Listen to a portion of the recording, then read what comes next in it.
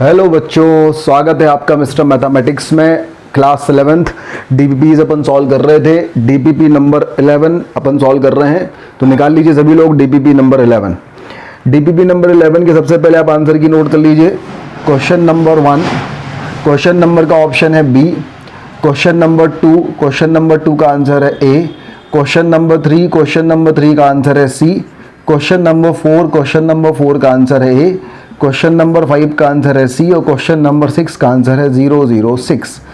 ये 1 से लेके 5 तक के क्वेश्चंस जो हैं वो कितने 3 मार्क्स के क्वेश्चन हैं, और जो 6 क्वेश्चन है वो 5 मार्क्स का क्वेश्चन है। तो टोटल ये जो हमारे पास 20 मार्क्स की जो है डीपीपी है। तो इसको पहले चेक कर लीजिए, अपने आंसर्स को मैच कर लीजिए डीपीपी नंबर 11 और देख लीजिए आपके कितने मार्क्स आ रहे हैं। चलिए अब अपन जो है डीपीपी नंबर 11 करना स्टार्ट करते हैं। डीपीपी नंबर 11 का देखिए क्वेश्चन नंबर 1। तो क्वेश्चन नंबर 1 देखिए, क्वेश्चन नंबर 1 में हमारे पास बोला गया है log of 17 to the base 8 upon log of 23 to the base 9 minus of log of 17 to the base √2 upon log of 23 to the base 3। बोला गया इसकी वैल्यू क्या होगी, -1, 0, 1 की -2। तो बहुत ही आसान है भाई, हमारे पास ये 8 है, 8 ही है ना। देखो log 17 टू द बेस 8 और अपॉन में log 23 टू द बेस 9। यहाँ पे बेस है √2, यहाँ पे बेस है 3। तो अगर अपन ऐसा करें, इस 8 को अपन लिख सकते हैं 2 का पावर 3 और ये √2 है ना। देखो जरा, हाँ नहीं 2√2 है ये √2 ना करें, यहाँ पे 2√2 है, 2√2। चलिए अब देखते हैं। तो अगर 8 हमारे पास है तो 8 हमारे पास कितना है 2 का पावर 3 और 9 हमारे पास है 3 का पावर 2। तो अपन ने ऐसा किया, 8 को लिखा 2 का पावर 3 और जब आप 8 को 2 का पावर 3 लिखेंगे तो वो पावर बाहर आएगा। जब देखो अपन ने प्रॉपर्टी क्या पढ़ी है, log n to the base b में अगर बेस का पावर अंदर है तो उसका रेसिप्रोकल उचक के बाहर आता है। तो similarly log 17 to the base 8, 8 मतलब 2 का पावर 3, तो जो बाहर आएगा वो क्या आएगा 1/3, नॉट 3, है ना। तो यहाँ से बाहर क्या जाएगा हमारे पास 1/3, तो डिनोमिनेटर में हो जाएगा 3। सिमिलरली ये 3 का, और यहाँ हमारे पास क्या बचेगा log 17 to the base 2। Similarly ये हमारे पास है log 23 टू द बेस 9, 9 मतलब हमारे पास क्या है log 23 टू द बेस 9, 9 मतलब हमारे पास क्या है 9 मतलब 3 स्क्वायर। तो बाहर क्या आएगा, बाहर 2 नहीं आएगा, बाहर 1/2 आएगा। तो ये हो जाएगा 1/2 log 23 टू द बेस 3। तो ये हमारे पास हो जाएगा log 23 टू द बेस 3, जो अपॉन वाला 2 है वो ऊपर चला जाएगा। तो इस तरीके से आएगा। चलिए आगे बढ़ते हैं। अब यहाँ पे देखिए भाई, ये हमारे पास है 2√2। 2√2 का मतलब क्या है भाई, 2√2 मतलब है 2 का पावर 1 और 2 का पावर हाफ। तो ये है 2 का पावर 3/2। तो यह हमारे पास ये 2 का पावर 3/2 है। तो इसमें जब हम पावर बाहर लेंगे तो बाहर क्या जाएगा 3/2 का रेसिप्रोकल मतलब 2/3 और अपॉन में हमारे पास क्या है log 23 टू द बेस 3। तो देखो ये भी 2/3, ये भी 2/3, log 17 base 2 upon log 23 base 3, log 17 base 2 upon log 23 base 3। तो ये सेम ही चीज़ है। तो कैंसिल होकर आंसर क्या जाएगा इसका 0। तो इसलिए हमारे पास क्वेश्चन नंबर 1 जो है, क्वेश्चन नंबर 1 का आंसर 0 मतलब आ गया ऑप्शन नंबर बी। तो ये आप क्वेश्चन नंबर 1 नोट कर लीजिए भाई। हाँ भाई, अब देखिए क्वेश्चन नंबर 1 के बाद क्वेश्चन नंबर 2। क्वेश्चन नंबर 2 में बोला गया है find the value of this, और ये क्या है log में बेस 2 है और नंबर में है √7 minus 2√6 minus of √7 minus 2√6, √7 plus 2√6 और यहाँ पे है √7 माइनस 2√6 और आंसर है 1, 2, 3 एंड 4। अब देखो भाई, यहाँ पे सबसे बेस्ट ऑप्शन ये रहता है कि जब ये अंडर के अंदर ऐसा एक्सप्रेशन है तो इस एक्सप्रेशन को कुछ परफेक्ट स्क्वायर के फॉर्म में कन्वर्ट कर लिया जाए। मतलब अगर 7 + 2 √6 किसी परफेक्ट स्क्वायर के फॉर्म में कन्वर्ट हो जाएगा तो बहुत ही अच्छा होगा। तो अपन ने कोशिश करी यहाँ पे भाई, हमने कहा भाई 7 + 2 √6 आप कैसे कन्वर्ट करोगे। तो हमें जो है हिंट मिली भाई a + b का होल स्क्वायर ये हो सकता है क्योंकि यहाँ पे प्लस है। तो हमें हिंट मिली a + b का होल स्क्वायर होता है a² + b² + 2ab। तो ये 2ab होगा। हमने सोचा अगर ये 2ab होता है तो हम इसको ऐसा कर लें, मान लीजिए हमने रूट 6 इंटू 1 रख दिया, तो रूट 6 का स्क्वायर कितना हो जाएगा भाई, ये तो 2ab हो गया, तो ये वाली चीज़ क्या होनी चाहिए, a square plus B square. तो अपन चेक करते हैं ये वाली पॉसिबिलिटी होगी कि नहीं। तो अगर मैं रूट 6 का स्क्वायर करता हूँ तो 6 आएगा, और 1 का स्क्वायर करता हूँ तो 1 आएगा, 6 + 1 7 आएगा, 7 ही आ रहा है। मतलब क्लियर हो गया कि अगर रूट 6 a है तो जो 1 है वो b है, ये क्लियर है, यही होगा। तो अगर मैं देखूँ तो ये हो जाएगा हमारे पास रूट 6 का स्क्वायर प्लस 1 का स्क्वायर, ये तो 7 हो जाएगा, plus 2 into under root 6 into 1, तो ये हो जाएगा अंडर रूट 6 प्लस 1 का होल स्क्वायर।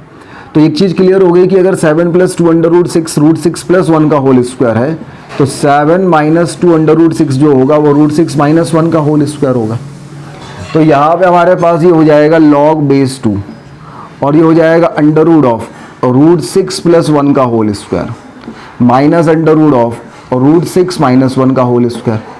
अच्छा, अब स्क्वायर का अंडर रूट लेते हैं। एक्स स्क्वायर का जो अंडर रूट होता है वो एक्स नहीं होता है, क्या होता है, मॉड एक्स, सही है।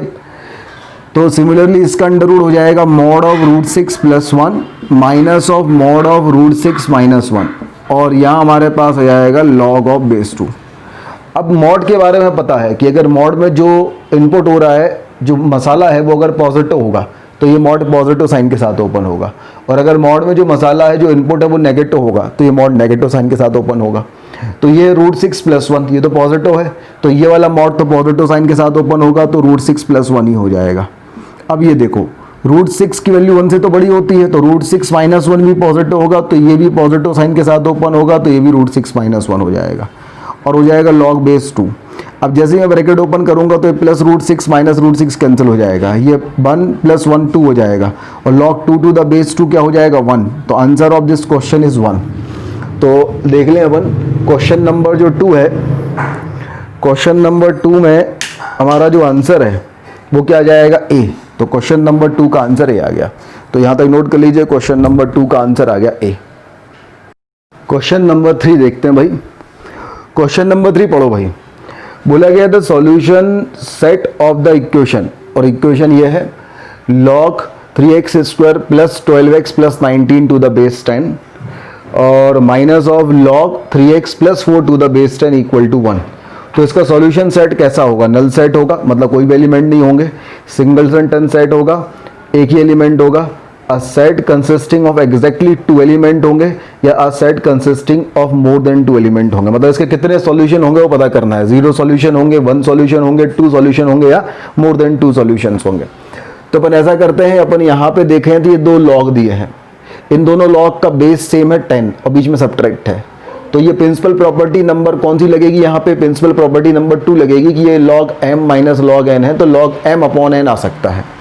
तो अगर मैं log m अपॉन n इसको लिखता हूँ तो ये हमारे पास आ जाएगा log बेस 10, और ये हो जाएगा हमारे पास 3x² plus 12x plus 19 upon हो जाएगा 3x प्लस 4 और इक्वल टू हो जाएगा 1। अब इस 10 का अपन यहाँ पे ट्रांसफ़र कर दें, तो 10 का अगर यहाँ पे ट्रांसफ़र होगा तो ये 10 का पावर 1, 10 का पावर 1 मतलब क्या हो जाएगा 10, तो 3x² plus 12x plus 19 upon 3x plus 4 की वैल्यू हो जाएगी 10। हम इसका यहाँ ट्रांसफ़र कर दें तो ये हो जाएगा 3x² प्लस 12x प्लस 19, 10 का मल्टीप्लाइड हो जाएगा तो 10 × 3 कितना हो जाएगा 30x, और 10 × 4 हो जाएगा 40। तो ये हमारे पास आ जाएगा 3x² plus 12x minus of 30x plus 19 minus 40 equal to 0। ये हमारे पास हो जाएगा। इस तरीके से अपन यहाँ तक पहुँच जाएंगे। तो पहले यहाँ तक नोट कर लीजिए भाई, यहाँ तक नोट कर लीजिए। अब अपन आगे बढ़ते हैं। अब इसको अपन ने आगे सॉल्व किया तो ये हमारे पास हो जाएगा 3x² और प्लस 12 माइनस 30 हमारे पास आ जाएगा माइनस ऑफ 18x, और 19 माइनस 40 हमारे पास आ जाएगा माइनस ऑफ 21 इक्वल टू 0। 3 से डिवाइड कर देंगे तो x² minus of 6x minus of 7 equal to 0। तो हो जाएगा x² minus 7x plus x minus 7 equal to 0। तो यहाँ से जाएगा x minus 7 into x plus 1 equal to 0। ये हमारे पास आ जाएगा। अगर हम इन दोनों को इक्वेट करेंगे 0 के तो x की दो वैल्यूज हमारे पास आ जाएंगी, x इक्वल टू 7 और x इक्वल टू -1। अभी हमें बहुत खुश नहीं होना है। अपन ने पढ़ा था जब भी अपन लॉगरिथमिक इक्वेशन को सॉल्व करते हैं तो हमेशा जो भी आंसर आता है उसे रिवर्स पुट करके देखते हैं क्वेश्चन में कि जहाँ जहाँ लॉग है वो लॉग डिफाइन हो रहा है कि नहीं हो रहा है। अपन पहले -1 देखते हैं। देखो 7 में तो कोई दिक्कत ही नहीं है कि सब कुछ पॉजिटिव ही आएगा, तो पॉजिटिव आएगा तो 7 में तो सब डिफाइन होगा। -1 में अगर देखें तो ये चीज़ पॉजिटिव आ रही, -3 + 4 पॉजिटिव है, लॉग डिफाइन है। -1 यहाँ रखेंगे तो ये हो जाएगा -3, ये हो जाएगा 3 और ये -12, तो 19 - 12 7 + 3 10, ये भी डिफाइन है। तो दोनों में डिफाइन है, तो आंसर हमारे पास x इक्वल टू 7 और x इक्वल टू क्या आ गया, -1। दो आंसर आ गए, और दो आंसर आ गए तो जो ऑप्शन हमारे पास होगा वो C, a set consisting of exactly 2 element. इस सेट में कितने, 2 एलिमेंट होंगे, तो इसलिए इसका आंसर आ गया C। तो इस तरीके से ये हमारे पास क्वेश्चन नंबर 3 हो गया, तो इसको पहले नोट कर लीजिए। अब वही नेक्स्ट क्वेश्चन देखें, क्वेश्चन नंबर 4। क्वेश्चन नंबर 4 अपन पढ़ते हैं। बोला गया है if y² + my + 2, if y² + my + 2 is divided by y + 1 and y - 1, y + 1 and y - 1, the remainder are equal, have equal remainder, then the value of m is, m की value क्या होगी, 0 1 2 और -1। चलिए करते हैं इसको। तो भाई अपन को तो रिमाइंडर थ्योरम लगा दें अपन कि अगर p ऑफ y की जो वैल्यू है वो है y² + my + 1। क्लास 9th में अपन ने रिमाइंडर थ्योरम पढ़ा था कि अगर ये y + 1 से डिवाइड हो रहा है और रिमाइंडर निकालना है तो इसको अपन 0 पुट कर दो तो हमारे पास y इक्वल टू -1 आएगा। तो जो रिमाइंडर आएगा वो p ऑफ -1 होगा। सिमिलरली जब हम y + 1 से डिवाइड कर रहे हैं, y - 1 से डिवाइड कर रहे हैं तो y - 1 को 0 पुट कर दो तो y इक्वल टू 1 आ गया। तो जो रिमाइंडर आएगा वो p ऑफ 1 होगा। और बोला गया है ये दोनों रिमाइंडर इक्वल हैं, मतलब p ऑफ -1 की वैल्यू p ऑफ 1 की वैल्यू के इक्वल है। अब अगर ऐसा है कि p ऑफ -1 की जो वैल्यू है वो p ऑफ 1 की वैल्यू के इक्वल है तो अपन आगे सॉल्व करें। -1 रखेंगे तो यहाँ तो आएगा 1, -1 रखेंगे तो यहाँ -m + 2, और यहाँ 1 रखेंगे तो आ जाएगा 1 + m + 2। अब ये +1 +1 +2 +2 कैंसिल, तो -m इक्वल टू +m, तो 2m की वैल्यू 0, तो यहाँ से हमारे पास m की वैल्यू क्या आ गई, 0 आ गई। The value of m is 0। तो अगर हम ऑप्शन देखें इसका क्या है, क्वेश्चन नंबर 4 ए, बेसिकली 9th क्लास का ही क्वेश्चन हो गया, कुछ ज़्यादा ही आसान क्वेश्चन हो गया ये। तो इसका आंसर जो हमारे पास क्या जाएगा, A 0। चलिए आगे बढ़ते हैं, यहाँ तक नोट कर लीजिए। हाँ भाई नेक्स्ट क्वेश्चन अपन देखें, question number 5। This is question number 5। Question number 5 में बोला गया है find the greatest value of x that solve the equation log 9 to the base x + log x to the base 9 equal to 10/3। मतलब इसको solve करके हमें x की values निकालना है, उसमें x की कौन सी वैल्यू ग्रेटेस्ट होगी, x की ग्रेटेस्ट वैल्यू क्या होगी इसके सॉल्यूशन में, वो अपना आंसर है। ठीक है भाई, देखिए बोला गया था greatest value of x that solve the equation, this answer है 27 8 7 29 एंड 3√3। तो देखो एक चीज क्लियर है, ये वाला जो लॉग है और ये वाला लॉग है, इसमें नंबर और बेस इंटरचेंज है। इसका नंबर n है तो इसका बेस n है, इसका नंबर x है और इसका बेस x है। और नंबर और बेस अगर इंटरचेंज होते हैं मतलब ये एक दूसरों के रेसिप्रोकल है। मतलब अगर मैं इसको ले लेता हूँ t तो इसकी वैल्यू क्या हो जाएगी, 1/t इक्वल टू 10/3। हमने t की वैल्यू किसको ले ली, इसको हमने वैल्यू ले ली t की। तो अगर मैं सॉल्व करूँ तो ये हो जाएगा 1 + t² upon t equal to आ जाएगा 10/3। सॉल्व करेंगे तो ये हो जाएगा 3 + 3t² इक्वल टू हो जाएगा 10t। तो ये हो जाएगा 3t² -10t + 3 इक्वल टू 0। तो इसको अपन सॉल्व करेंगे तो ये हो जाएगा 3t - 1। भाई अगर इसको सॉल्व कर ले तो हो जाएगा 3t² -9t -t + 3 equal to 0। तो यहाँ से हमारे पास आ जाएगा 3t - 1 × t - 3 की वैल्यू 0। तो t की एक वैल्यू आ जाएगी 1/3 और t की जो दूसरी वैल्यू आ जाएगी वो आ जाएगी 3। t की दो वैल्यूज़ आएंगी, तो हमारे पास यहाँ से t की दो वैल्यूज़ आ गई। ठीक है, अब अपन इनको सॉल्व करके जो है आगे x की वैल्यूज़ निकालेंगे। तो पहले यहाँ तक नोट कर लीजिए।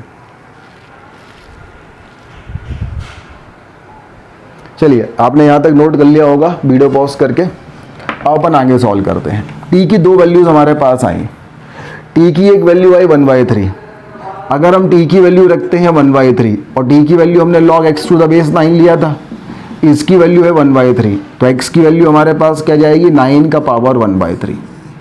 फिर दूसरा केस है जब हम t की वैल्यू लेते हैं 3, तो उस कंडीशन में log x to the base 9 की वैल्यू 3, तो x की वैल्यू हो जाएगी 9 का पावर 3, तो x की वैल्यू हो जाएगी 729। तो इन दोनों में से बड़ी तो 729 है, 729 यहाँ रख देंगे, लॉग डिफाइन होगा क्योंकि base positive not equal to 1 satisfied हो रहा है। 729 यहाँ रख देंगे, लॉग डिफाइन होगा क्योंकि नंबर पॉजिटिव डिफाइन हो रहा है। तो हमारे पास जो ग्रेटेस्ट वैल्यू ऑफ x जो इसको सेटिस्फाइड करेगी वो क्या होगी 729। तो इस तरीके से क्वेश्चन नंबर 5 भी सॉल्व हो गया। तो क्वेश्चन नंबर 5 का जो आंसर आया वो आया 729। 729 मतलब ऑप्शन नंबर सी। तो नोट कर लीजिए, this is option number C question number 5 का।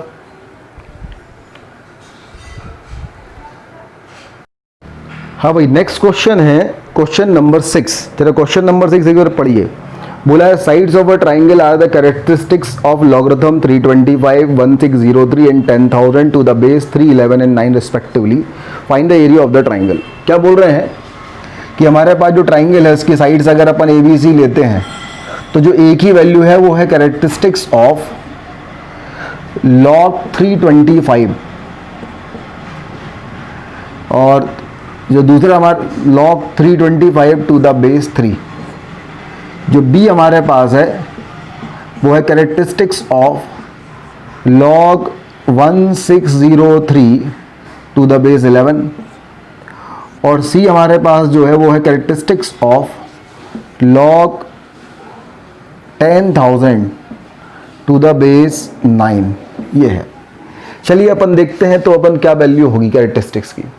तो भैया 3 का पावर 1 तो होता है 3, 3 का पावर 2 होता है 9, 3 का पावर 3 हो जाएगा 27, 3 का पावर 4 हो जाएगा 81, 3 का पावर 5 हो जाएगा हमारे पास 243 और 3 का पावर 6 हो जाएगा 729। ये हो जाएगा। अब हम देखें ये जो 325 है वो 3 का पावर 5 से 3 का पावर 6 के बीच में आ रहा है, मतलब इसकी वैल्यू क्या होगी 5 पॉइंट समथिंग। तो इसकी कैरेक्टरिस्टिक्स कितनी हो जाएगी 5। तो A की वैल्यू तो हमारे पास 5 हो गई, यहाँ तक अपन नोट कर लीजिए। तो A की जो वैल्यू हमारे पास है, A की वैल्यू हमारे पास हो गई 5।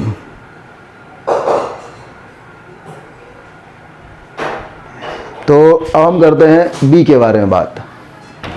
अब B के बारे में देखो, B में है बेस 11, तो 11 का पावर 1 अगर अपन देखें तो ये हो जाता है 11, 11 का पावर 2 देखें तो 121, 11 का पावर 3 देखें तो हो जाएगा 1331। अच्छा 11 का पावर 4 अगर अपन देखें तो ये तो 13,000 से ज़्यादा ही आएगा, इसकी वैल्यू 14641 होगी। तो 1603 की वैल्यू 131 और 1331 और 14641, मतलब 11 के पावर 3 से 11 के पावर 4 के बीच में है। तो इसकी वैल्यू 3 पॉइंट समथिंग आएगी, तो इसका कैरेक्टरिस्टिक्स जो है वो 3 आ जाएगा। तो इसका कैरेक्टरिस्टिक्स 3 आ जाएगा, यहाँ तक नोट कर लीजिए। फिर अपन करते हैं यहाँ पे 9 के पावर में। तो भैया 9 का पावर अपन देखते हैं, तो 9 का पावर 1 ये तो हो जाएगा 9, 9 का पावर 2 हो जाएगा हमारे पास 81, ऊपर लिख लेते हैं थोड़ा। 9 का पावर 1 9, 9 का पावर 2 हो जाएगा 81, 9 का पावर 3 हो जाएगा 729, 9 का पावर 4 हो जाएगा 6561, 9 का पावर 5 अगर अपन देखें तो 9 का पावर 5 हमारे पास हो जाएगा 59049। अब जो 10,000 है वो 9 का पावर 4 से 9 के पावर 5 के बीच में है, तो इसकी जो वैल्यू है वो 4 पॉइंट समथिंग होगी, तो कैरेक्टरिस्टिक्स इसका 4 होगा।